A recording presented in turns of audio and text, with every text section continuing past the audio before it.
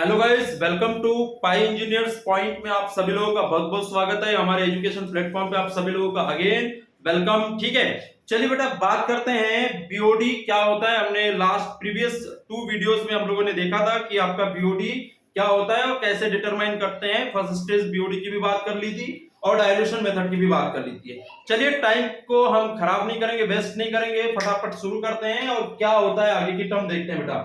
तो बीओडी का जो फार्मूला था प्रीवियस लेक्चर्स आप देख लीजिएगा। बीओडी का जो फार्मूला था exerted BOD by T is equal to, जो फार्मूला था बेटा वो क्या था, L naught 1 minus E to the power minus K T. This is your basic formula. ठीक है, ये आपका सिंपल सा फार्मूला था। यहां पे आपका एल नॉट जो है वो अल्टीमेट बीओडी। ध्यान से देखिएगा लास्ट तक इस लेक्चर को, बहुत इंपॉर्टेंट है, आप समझ जाएंगे क्यों है। और के जो है वो आपका रेट कांस्टेंट है ना। यहाँ पे ई की पावर में आप ले रहे हैं तो यहाँ पे जो रेट कांस्टेंट होगा के, वो भी क्या होगा, के ई होगा। तो इसके बेस में भी आप के ई जरूर कर लिया करें, इससे आपको कंफ्यूजन नहीं होगा। तो के ई जो है वो रेट कांस्टेंट है। रेट कांस्टेंट किसका, बीओडी का एग्जर्ट होने का या ऑर्गेनिक मैटर्स का डिकम्पोजिशन का रेट है ना। तो ये पर डे में होता है, तो पर डे में। ठीक है, चलिए अब जो ये YT है ये बेटा ऑक्सीडाइज बीओडी है, याद में रखना है ना। ऑक्सीडाइज मैटर्स है एक्चुअल में ना, ये ऑक्सीडाइज मैटर्स। ठीक है, ये क्या है बेटा, ऑक्सीडाइज मैटर्स या फिर ऑक्सीडाइज बीओडी। क्या, ऑक्सीडाइज बीओडी या एक्सर्टेड बीओडी या फिर एक्सर्टेड, अलग अलग नाम होते हैं एक्सर्टेड बीओडी। ये 3 नाम आप लोगों को अच्छे से याद होना चाहिए। There are 3 names, okay, exerted BOD, oxidised BOD and your oxidised matter. से तीनों नाम से आप बोल सकते हैं। मतलब कि इतने जो है YT, इतने जो ऑर्गेनिक मैटर से वो क्या हो चुके हैं, मेरे डिकम्पोज हो चुके हैं। अंडरस्टैंड। चलिए के की जो वैल्यू है हम बात करने वाले हैं कि के क्या होता है, व्हाट इज के ई। ठीक है, के ई है ना। और एक होता है क्या बेटा आपका K10। K10 क्या होता है बेटा, Ke अपॉन 2.303 कर दो तो आपका लॉग स्केल से, लॉग ई स्केल से लॉग 10 स्केल पे वैल्यू आ जाती है। 2.303 से आप डिवाइड करते हैं। यदि यहाँ पे 10 टू द पावर Kt हो तो आपको K10 लेना पड़ेगा। बात समझ में आ गई। या फिर इसी को आप इस तरह से भी कर सकते हैं, L not 1 minus 10 to the power minus K10 into T. Understand, इस तरह से है ना। चाहे ये फार्मूला लिखें या फिर ये फार्मूला लिखें, कोई दिक्कत नहीं, बस आपको के पे फोकस करना है। तो के की जो वैल्यू है बेटा है ना, रेट कांस्टेंट है, पर डे में है। बीओडी का एक्सर्टेशन जो है या फिर उसका ऑक्सीडेशन जो है वो कब ज्यादा होगा, जब के की वैल्यू ज्यादा होगी। तो वैल्यू ऑफ के डिपेंड्स ऑन, कुछ चीजों पे डिपेंड करेगी, डेफिनेटली डिपेंड करेगी। क्यों, क्योंकि के जो है वो रेट कांस्टेंट है और जब भी आपका एटमॉस्फेयर चेंज होगा या एनवायरनमेंट चेंज होगा तो डेफिनेटली के की वैल्यू भी चेंज होगी। बात समझ में आ रही है, नोट करें। तो फर्स्ट जो पॉइंट है इसमें वो होता है एनवायरनमेंट का, जो सबसे इंपॉर्टेंट फैक्टर है वो है temperature, that is your temperature. Temperature की वजह से आप के की वैल्यू चेंज होती है। तो टेम्परेचर राइज होगा तो के की वैल्यू भी राइज होगी।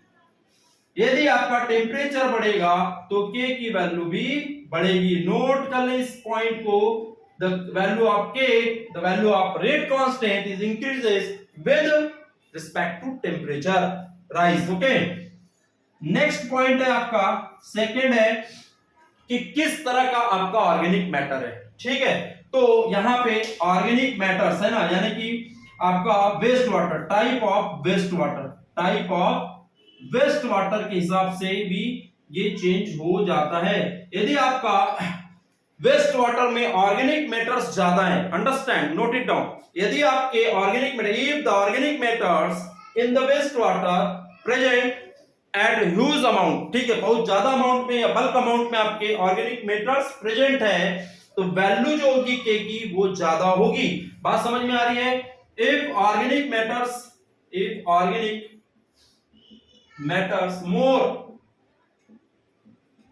K will be more, तो k की वैल्यू भी बढ़ेगी। नोट कर ले इसे, तो आपकी k की वैल्यू भी बढ़ेगी। यदि कम होंगे तो कम दिखेगा, तो k की वैल्यू भी कम होगी, मतलब कि ऑक्सीडेशन में ज्यादा टाइम लगेगा। k की वैल्यू ज्यादा हो रही है तो ऑक्सीडेशन जल्दी होगा, डिकम्पोजिशन जल्दी होगा। k की वैल्यू यदि कम है तो आपको टाइम ज्यादा लगेगा डिकम्पोजिशन में, मतलब कि रेट ऑफ ऑक्सीडेशन जो है वो आपका बहुत कम है। बात समझ में आ गई? नोट कर लें इसे, नोट कर लें। अब आ जाते हैं हम लोग फर्स्ट स्टेज बीओडी कर्व पे, है ना। देखिए इसके बाद ये आप लिखिएगा first stage BOD curve, BOD curve.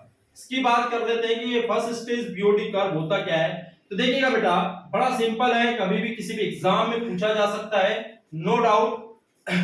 T जो है वो आपका टाइम है, जो मैंने एक्स एक्सिस पे कंसीडर कर लिया। वाई एक्सिस पे दो चीज एक साथ कंसीडर कर रहा हूं, एक है आपका yt और एक है आपका lt। You know what is the yt, है ना। yt मैंने पहले ही बता दिया, yt क्या है बेटा, है ऑक्सीडाइज बीओडी है। और lt जो है, lt क्या है, यहाँ पे नोट कर ले इसे भी। lt क्या है आपका, lt इज योर जो रिमेनिंग अमाउंट है ना, रिमेनिंग बीओडी। रिमेनिंग बीओडी मतलब कि अभी और ऑक्सीजन की डिमांड है। रिमेनिंग बीओडी का मतलब होता है कि ऑक्सीजन की मुझे और डिमांड है, मतलब कि ऑर्गेनिक मैटर्स आपके वेस्ट वाटर में प्रेजेंट है या रॉ वाटर में प्रेजेंट है। बात समझ में आई? That is your remaining BOD. तो देखिएगा ये 0 है, तो टाइम के साथ देखिए जैसे जैसे टाइम बढ़ेगा डिकम्पोजिशन आपका होता चला जाएगा और बीओडी जो है वो क्या होगी, मतलब जो ऑक्सीडाइज बीओडी है वो बढ़ते चले जाएगी। मतलब कि ये जो कर्व है, जो ऑक्सीडाइज बीओडी, देखिए ये this is your oxidise BOD and this is your remaining BOD. तो ऑक्सीडाइज बीओडी विद टाइम धीरे धीरे क्या होती जाएगी बेटा, बढ़ते चले जाएगी। बात समझ में? याद में रखना, पैराबोलिक कर्व बनेगा। Understand, the curve of decomposition is parabolic. The curve of decomposition is parabolic. Note it down. Okay, now, so this is the curve of exerted BOD या फिर आपका ऑक्सीडाइज्ड BOD। ठीक है, मतलब कि धीरे धीरे आपका टाइम के साथ में बढ़ जाएगा। और कहां तक जाएगा बेटा ये कर्व, कहां तक जाएगा? आपकी BOD अल्टीमेट BOD रिक्वायरमेंट क्या होती है, L0। कितनी होती है बेटा, L0। यहीं तक ही जा सकता है, बस इसके आगे कर्व नहीं जाएगा, इसके आगे कर्व नहीं जाएगा। मतलब कि मेरी जो सबसे ज्यादा बीओडी है वो कितनी है, अल्टीमेट बीओडी। और अल्टीमेट बीओडी क्या है, L0। L0 से ज्यादा ऑक्सीजन की जरूरत नहीं होगी। L0 क्या है, maximum requirement of oxygen for decomposition, that is your L0। तो ये जो बीओडी है धीरे धीरे धीरे धीरे कहां तक जाएगी बेटा, L0 तक जाएगी। यहां जाके पूरी तरीके से आपका वेस्ट वाटर क्या हो चुका है, जो ऑर्गेनिक मैटर इसमें प्रेजेंट है वो डिकम्पोज हो चुके हैं। अंडरस्टैंड? चलिए आगे बढ़ते हैं। तो ये समझ में आ गया। अब ध्यान दीजिएगा, जैसे जैसे टाइम बढ़ेगा तो जो रिमेनिंग बीओडी है वो धीरे धीरे कम होती जाएगी। स्टार्टिंग में बीओडी कैसी होगी बेटा, मतलब ऑक्सीजन की डिमांड कैसी होगी, मैक्सिमम होगी, मतलब क्या होगी, L0। और जैसे जैसे टाइम बढ़ेगा तो ये जो L0 है वो धीरे धीरे धीरे धीरे कम होता चला जाएगा। मतलब कि ये इस तरह से कर्व बनेगा और अल्टीमेटली क्या हो जाएगा, 0 हो जाएगा। बात समझ में आ गई? तो this is the curve of LT and this is the curve of YT। YT is equal to क्या है बेटा, YT is equal to L0 1 minus e to the power minus KT। और ये जो कर्व है ये क्या है, बोलिए, L0, बोलो क्या है, L0 e to the power minus KT, है ना, KET। ये आपका सिंपल सा फार्मूला है। रिमेनिंग बीओडी मतलब कि रिमेनिंग ऑर्गेनिक कंपाउंड्स और ये oxidise organic compounds. Understand? Time के साथ ये कम होंगे, टाइम के साथ ऑक्सीडाइज कंपाउंड बढ़ेंगे। सिंपल सी बात है। तो ये होता है मेरा फर्स्ट स्टेज बीओडी। आप किसी, ये जो है बेटा, ये जो पॉइंट होता है ये होता है मेरा क्रिटिकल पॉइंट। ये क्या होता है बेटा, क्रिटिकल पॉइंट, जहां पे दोनों की वैल्यू बराबर हो जाती है। आपका जो ऑक्सीडाइज बीओडी है और आपका रिमेनिंग बीओडी इस पॉइंट पे कैसे होंगे, बराबर हो जाएंगे। बात समझ में आई? तो वही होता है आपका क्रिटिकल पॉइंट, देख लीजिएगा। इसके आगे हम बात करते हैं। This is your simple curve. Understand? चलिए, तो इसके बाद एक और इंपॉर्टेंट कर्व है कि K का कर्व कैसा बनेगा। तो अब मैं इसे यहां से क्लीन कर रहा हूं, आप लोग इसे नोट कर लें। मैं इसे क्लीन करने जा रहा हूं बेटा। आप लोग वीडियो को पॉज करके आप आसानी से देख सकते हैं, अगेन एंड अगेन आप इन चीजों को आप देख सकते हैं, कोई प्रॉब्लम नहीं है ना। तो आगे बढ़ते हैं, आगे देखते बेटा कर्व ऑफ K। मुझे व्हाइट बोर्ड में पढ़ाना अच्छा लगता है, that's why I am taking, I not use pen pad. Okay, तो देखिएगा curve of K, curve of K का कर्व देखते हैं। के 10 बोलो चाहे के ई बोलो, कोई प्रॉब्लम नहीं है। तो फिर से एक्स एक्सिस पे मैंने टाइम लिया और इस एक्सिस पे बेटा मैं बीओडी ले रहा हूं। बीओडी मतलब पता ही है क्या होता है, एक्सर्टेड बीओडी। ठीक है, कौन सी बीओडी बेटा, एक्सर्टेड मतलब कि oxidise BOD. Exerted BOD means oxidise BOD. इसको मैंने आपका वाई कर्व पे ले लिया। बात समझ में आ रही है? देखिए ध्यान से, जैसे जैसे ऑक्सीजन क्या होगा, खत्म होगा, या बीओडी जो है वो बढ़ते चले जाएगी, मतलब कि ऑक्सीडाइज मेटल्स बढ़ते चले जाएंगे, है ना।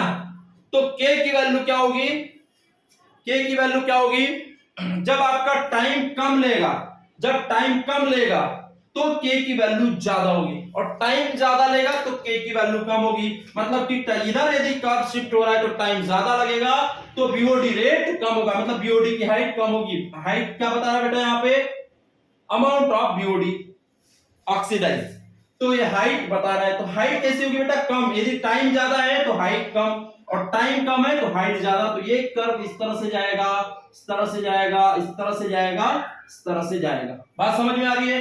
तो इसके लिए के की वैल्यू 0.3 मैक्सिमम जो होती है बेटा, वो 0.3 पर डे होती है बेटा, पर डे मैक्सिमम जो है वो 0.3 पर डे। अब इसके नीचे कुछ भी लिख लो के की वैल्यू, इसके लिए के इज इक्वल टू होगा बेटा पॉइंट मान लो 2, मान लो के इज इक्वल टू इसकी मान लो 0.1, ठीक है। और सबसे जो कम है के is equal to 0.05 per day. याद में रखना बेटा, है ना, this values you should be remember, okay, you should be remember these values. The minimum value of k is 0.05. ये मैं नहीं बोल रहा हूं, this is comes by results, है ना, this results comes after experiments, ठीक है। एक्सपेरिमेंट के बाद में रिजल्ट्स आए हैं, लेबोरेटरी में बार बार करके चीजें देखी गई है, तब जाके रिजल्ट्स आए हैं। तो याद में रखना, देखिए यहाँ पे टाइम इतना लग गया, इसका कम होगा, इससे टाइम इसका इससे कम होगा, और इसका इससे कम होगा, ऐसा। तो टाइम कम होगा तो के की वैल्यू ज्यादा होगी, टाइम ज्यादा होगा के की वैल्यू कम होगी, और टाइम कम होगा तो के की वैल्यू ज्यादा होगी। देखिए राइज करेगा कर्व, है ना। तो टाइम के डिपेंड करता है ना, टाइम यदि कम लगा तो डेफिनेटली के की वैल्यू ज्यादा होगी, मतलब कि बीओडी जो है वो आपकी जल्दी ऑक्सीडाइज होगी। तो दिस इज द कर्व। तो इस कर्व से आप बता सकते हैं कि किसकी वैल्यू ज्यादा है या किसकी बीओडी ज्यादा है। आपको 4 कर्व दे देगा, बोल देगा कि किसकी वैल्यू कौन सी होगी, बताइए। यहां पे भी सिंपल सी बात है ना, ये ऑक्सीडेशन कर्व और ये डीऑक्सीडेशन कर्व। ये क्या है बेटा, ऑक्सीडेशन कर्व और ये डीऑक्सीडेशन कर्व है, ठीक है। नोट कर लेना इसे भी और इसे भी। तो आई होप कि आप लोगों को आज जो है अच्छे तरीके से समझ में आएगा कि what is the value of K and how it's vary according to time and according to temperature, right. तो मिलते हैं बेटा नेक्स्ट वीडियो में, इसके क्वेश्चंस आप लोग करके देखिएगा अगेन एंड अगेन। तो हम नेक्स्ट वीडियो में मिलेंगे इसके बाद लेक्चर में, तब तक के लिए थैंक यू सो मच।